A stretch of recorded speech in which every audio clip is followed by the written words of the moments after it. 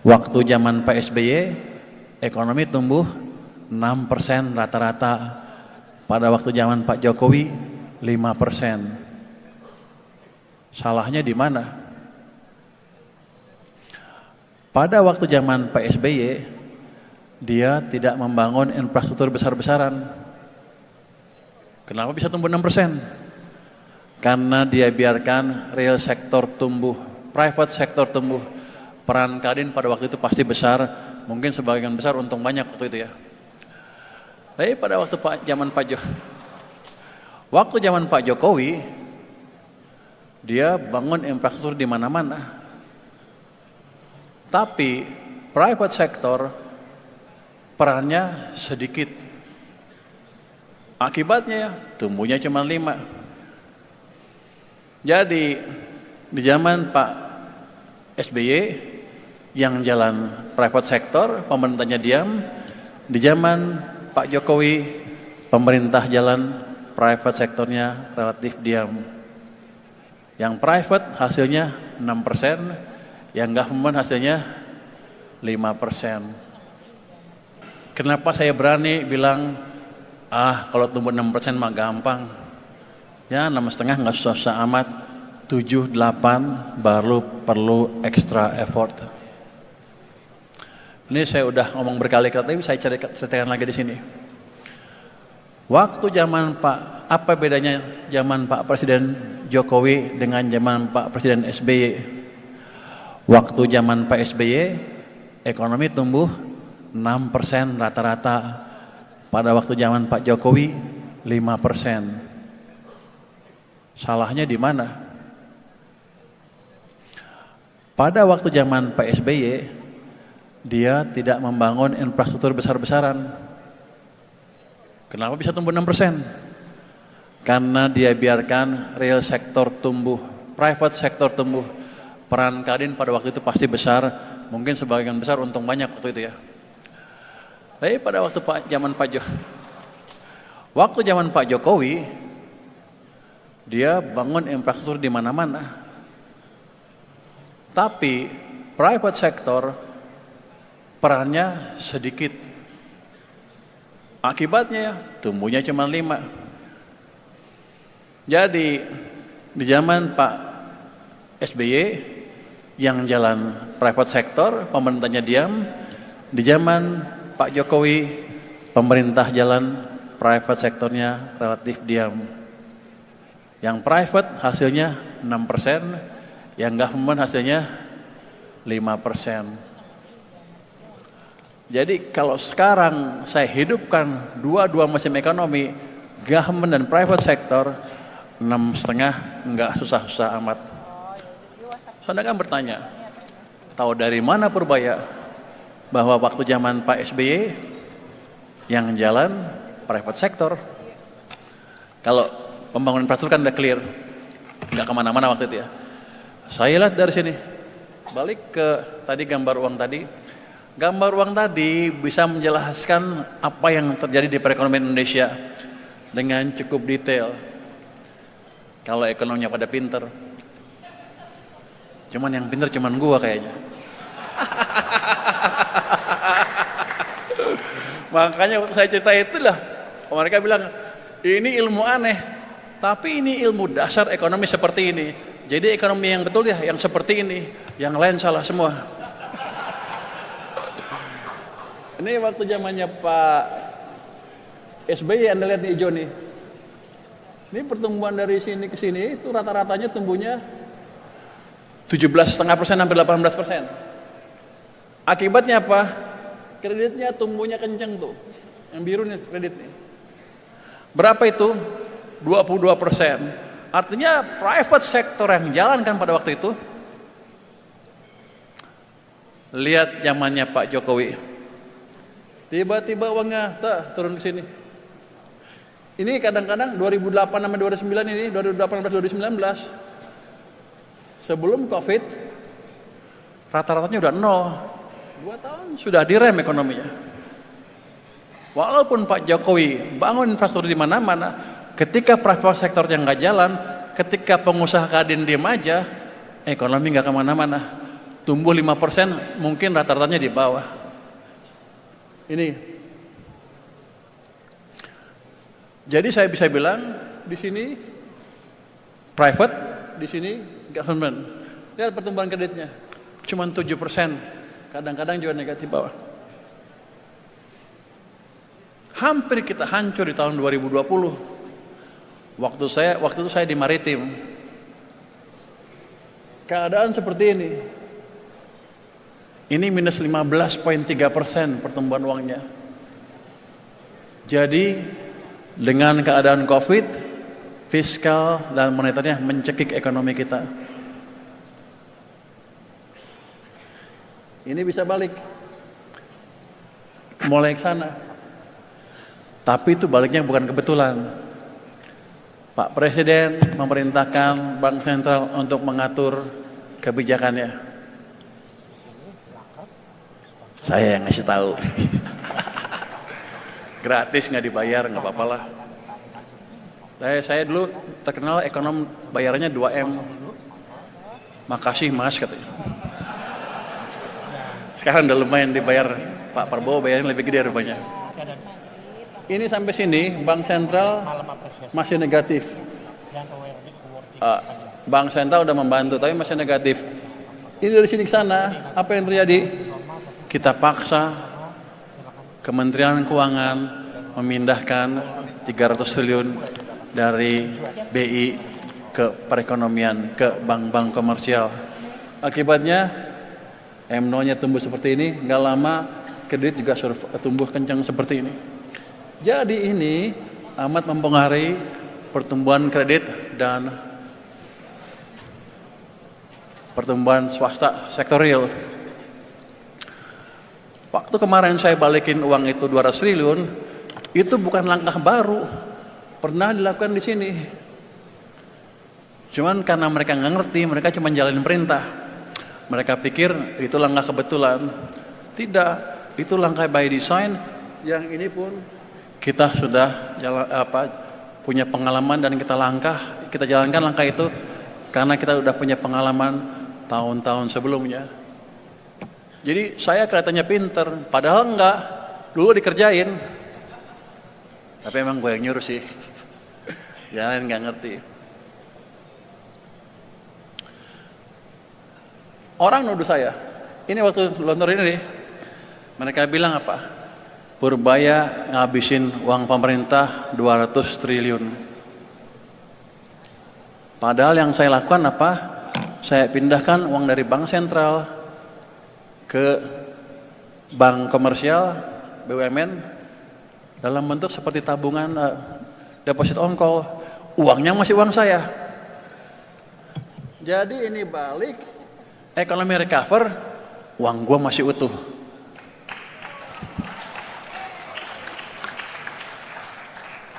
Pinter juga saya katanya.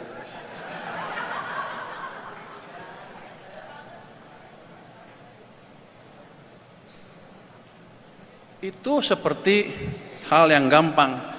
Kita pikirkan orang dalam negeri nggak ngerti. Tapi ternyata orang luar negeri juga nggak ngerti. Kalau Anda baca The Economist yang hari ini, yang terakhir, ada tuh tulisan yang bilang Indonesia raised its rainy day pot. Dia bilang di The Economist itu, saya ngabisin uang yang disimpan untuk keadaan susah sebesar 200 triliun. Padahal kan uangnya nggak habis, uangnya cuma saya pindahin aja.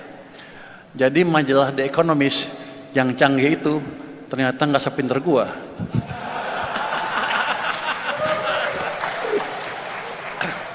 Jadi gini,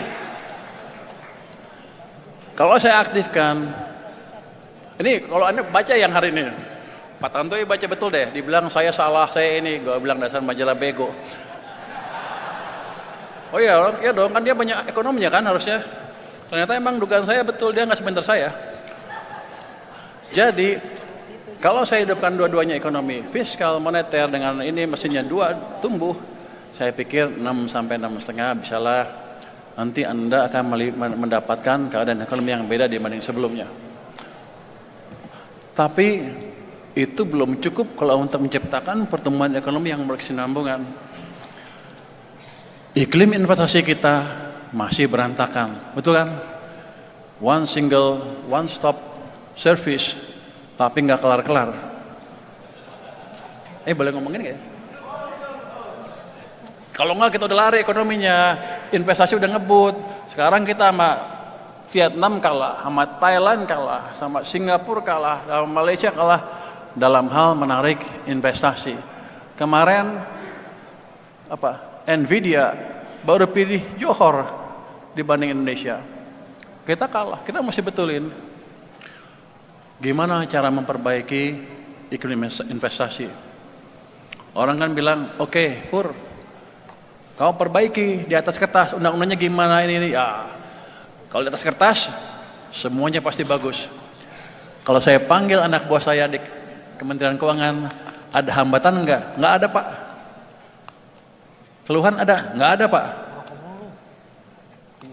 Tapi investasi nggak masuk. Kalau saya tanya pelaku bisnis, gimana? Kusut katanya, gitu kan? Jadi saya usulkan ke Menko Perekonomian, Pak Menko, kita buat task force untuk debottlenecking.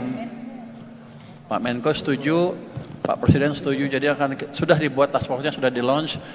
Ada 3 task force di situ, ada 3 pokja, 1, 2, dan 3. Yang penting yang kedua adalah pokja debottlenecking. Di situ bapak-bapak, ibu-ibu, para pelaku bisnis, kalau ada hambatan di bisnis Anda bisa lapor dan kami akan sidangkan seminggu kemudian. Saya sudah memutuskan mengalokasikan waktu 1 hari penuh untuk memimpin sidang debottlenecking. Kenapa saya sok berani? Saya pernah punya pengalaman debottlenecking di Menko sebelumnya, di Menko Perekonomian, Maritim, dan Polhukam. 3 Menko, saya wakil ketua tim debottlenecking sama Pak Yasona Lawli ketuanya. Kita dari 2016 sampai 2019 menyelesaikan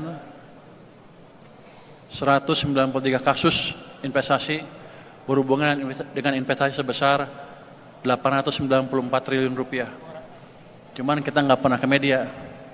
Makanya investasi kan dipindah ke maritim. Karena kita jago.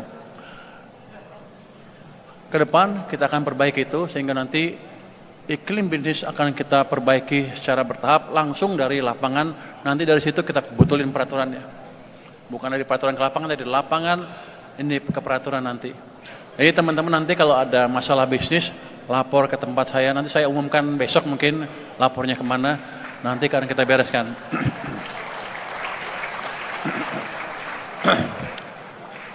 Kalau ada yang ragu, Purbaya emang tahu hukum apa? Emang dia bisa jadi hakim? Saya udah menyidangkan mungkin 600 kasus, 600 sidang terus-terusan selama 3 tahun itu. Saya kemampuan hakimnya udah setingkat Abu Nawas. Dulu ada cerita, Abu Nawas disuruh meriksa oleh raja. Ini orang yang mana yang baik, yang mana yang nipu, yang mana yang enggak. Dia panggil, dia ambil kuda kan, kudanya dikasih minyak, terus orang-orang suruh pegang itu, masukin kurang tutup suruh pegang.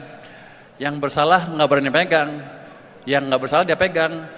Kan abis itu salaman dengan Abu Nawas.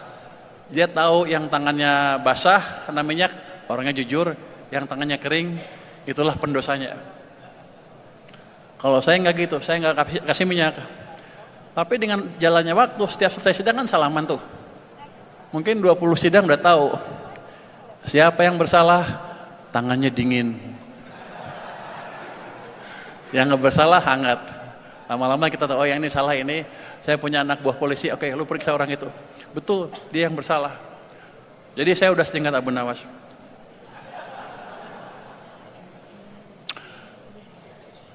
Iklim investasi, kalau kita perbaiki iklim investasi, apa otomatis para pengusaha domestik bisa berjaya? Enggak. Kalau kita tidak lindungi pasar domestik kita. Saya selalu bilang kan, kita nggak usah takut dengan global uncertainty. Kenapa? Tiap tahun selalu ada global uncertainty, nggak bisa kita kendalikan. Ngapain kita pusing-pusing? Kita fokus dengan domestic demand yang menyumbang ke ekonomi sekitar 90%.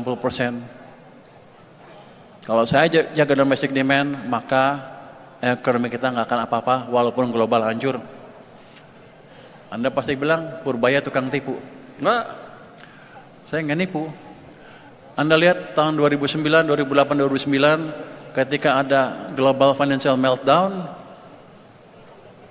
negara sekeliling kita, Singapura, Malaysia, Thailand, Korea, Jepang, Eropa, Amerika, semua tumbuhnya negatif. Kita tumbuh berapa? 4,6%. Hanya kita, Cina, dan India yang tumbuh positif pada waktu itu. Kenapa? Karena kita perhatikan domestic demand. Caranya apa? Kalau 1998 bunga naik, 2008-2009 bunga diturunkan. 1998 IMF kebijakannya kencangkan ikat pinggang. Sekarang kita waktu itu ya ekspansi fiskal. Jadi selama kita jaga domestic demand, ekonomi kita bagus. Tapi kalau domestic demand-nya dikuasai asing, buat apa? Yang untung ya pengusaha-pengusaha asing. Jadi langkah saya selanjutnya adalah apain? Saya jaga border kita dari barang-barang ilegal. Kalau kemarin kan ribut. Kemarin kan ada ribut-ribut apa? Thrifting. Gua nggak peduli thriftingnya. Pokoknya yang baju bekas ilegal masuk kita tutup. Nanti habis itu baja. Bentar lagi. Habis itu sepatu. Habis itu yang lain-lain. Jadi kita jaga domestic demand, domestic market untuk teman-teman pengusaha. Tapi nanti kalau udah sukses, jangan lupa bayar pajak. Kan sama-sama senang. Jadi basically kita ingin tumbuh 6, 7, 8% nanti ke depan. Waktu Pak Prabowo bilang tumbuh 8%, target tumbuh 8%, semua orang kan ngetawain, ya nggak mungkin. Saya sih waktu itu belum di sistemnya, masih di luar. Saya bilang, ya emang susah. Tapi kalau kita mau jadi negara maju, kita harus tumbuh double digit selama 10 tahun lebih. 8% masih belum double digit, tapi itu satu awal langkah ke arah sana. 8 masih terlalu rendah malah. Jadi langkah awal itu 8%. 8. Jadi dengan langkah ini saya harapkan tahun depan kita bisa tumbuh 6, tahun depannya lebih cepat lagi. Harusnya 4 tahun, 5 tahun lagi udah kelihatan tuh 8%-nya bisa kecapai apa enggak. Seandainya nggak capai 8%, dapat 7 juga udah lumayan. Tapi saya pikir dengan tadi strategi fiskal moneter jalan, mesin pemerintah jalan, mesin swasta jalan, domestic market dijaga dengan betul, iklim investasi diperbaiki, harusnya 8 enggak susah-susah amat. Balik, orang bilang Purbaya ini ngomong besar. Kalau Anda lihat di pasar modal, itu kan banyak analis-analis kan. Itu orang-orang pinter. The fact bahwa stock market bisa naik dengan cepat, kelihatannya mereka percaya, kayaknya Purbaya serius nih. Pak Prabowo serius. Jadi tumbuh 8% susah, tapi bukan angka yang mustahil kalau kita ajukan secara bertahap. Jadi fiskal, sektor keuangan investasi dan iklim investasi diperbaiki. Apa lagi yang menarik? MBG. Apalagi Koperasi Merah Putih. Pasti Anda bilang, itu kebijakan ngawur. Kayak dewa mabuk tuh sana kesini. Kalau Anda lihat Sumitronomics ada 3 pilar. Pemerataan pembangunan, stabilitas yang tinggi, stabilitas sosial paling tinggi, dan laju pertumbuhan ekonomi yang tinggi. Yang dilakukan oleh Pak Prabowo adalah 2 pilar tadi, pemerataan dan stabilitas ekonomi. Karena dengan program-program yang langsung ke rakyat, kita bisa jalankan pemerataan dan stabilitas sekaligus. Tapi kalau pertumbuhannya terganggu, nggak stabil juga seperti kemarin. Agustus awal September, itu keadaannya betul-betul membahayakan. Yang saya perbaiki adalah yang laju pertumbuhan ekonomi yang tinggi. Itu akan kita dorong terus ke depan supaya ekonominya semakin bagus, semakin bagus, semakin bagus, dan Anda bisa berusaha lebih baik lagi ke depan.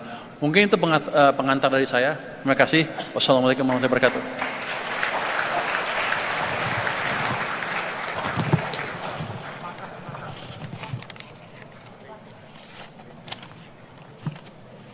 Bapak, Ibu-Ibu, tepuk tangan buat Pak Menkyu. Beliau berkenan untuk beberapa pertanyaan supaya lebih seru. Dan mungkin tadi yang kita apresiasi, satu, beliau mengatakan bahwa sektor swasta sebagai mesin utama. Tepuk tangan dong, ini penting buat kita. Dan bukan saja bicara, tapi juga membuat satgas deregulasi di sisi supply dan juga memberikan insentif di sisi demand. Jadi harusnya Menkyu kali ini sangat pro business, pro growth dan pro job. Ya. Bentar, itu nggak begitu kenyataannya. Harusnya semua Menkyu pandangannya seperti itu.